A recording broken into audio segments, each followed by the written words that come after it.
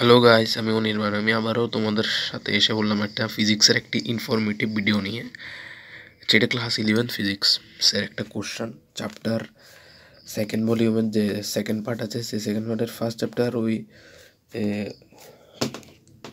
ওটার first chapter সলিডসের, সেটার একটা কোশ্চেন বলেছে যে একই উপাদানের এ এবং বি দুটি তারের ব্যাসার্ধর অনুপাত দেওয়া আছে এবং দৈর্ঘ্যের অনুপাতও দেওয়া আছে। দুটি তারের একই দৈর্ঘ্য পরিবর্তন করতে হলে, এই দুটোর দৈর্ঘ্যের পরিবর্তন করতে হলে প্রয়োজনীয় লম্ব বলের অনুপাত কত। আমাদের এটাও চাইছে যে লম্ব বলের যে রেশিওটা, সেটা ফাইন্ড আউট করার জন্য। এখন আমরা কি করব, একদম ইজিতে করে দিচ্ছি। আমরা তো জানি ইয়ং গুণাঙ্ক জানি আমরা পীড়ন বাই বিকৃতি, অনুদৈর্ঘ্য পীড়ন বা অনুদৈর্ঘ্য বিকৃতি।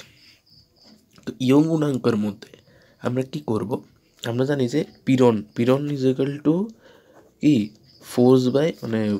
ফোর্স বাই এরিয়া, আর বিকৃতি কত, অনুদৈর্ঘ্য রয়েছে del L by L. So we can write F by A del L by L. সেখান থেকে আমরা হিসাব করে ওয়াই এর মান পাবো। যদি আমরা y is equal to f by a, তাহলে এখানে দেখো আমি যদি ডাইরেক্ট করি, তাহলে y is equal to f by a into l by del এল।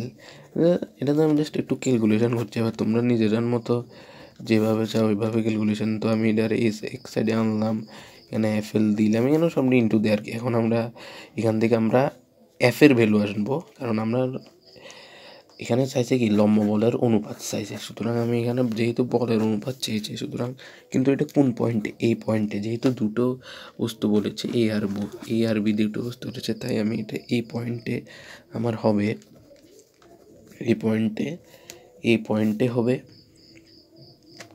এল এ, কারণ এটার দৈর্ঘ্যের অনুপাতও সেই এখানে লাগবে বলেছে। তো এফ এ রেজাল্ট হবে A del L Y by L, হ্যাঁ, এল এ।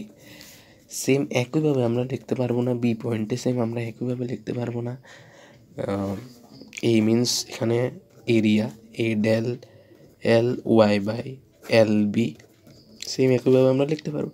এখন এটা রেশিও করে দেবো আমরা। রেশিও করলে ওয়াই ক্যান্সেল হয়ে যাবে, এ ক্যান্সেল হয়ে যাবে, ডেল এল ক্যান্সেল হয়ে যাবে। তো মতলব লম্ব বলের অনুপাত চেয়েছে, তো তখন আমরা এল এ বাই এল বি করবো।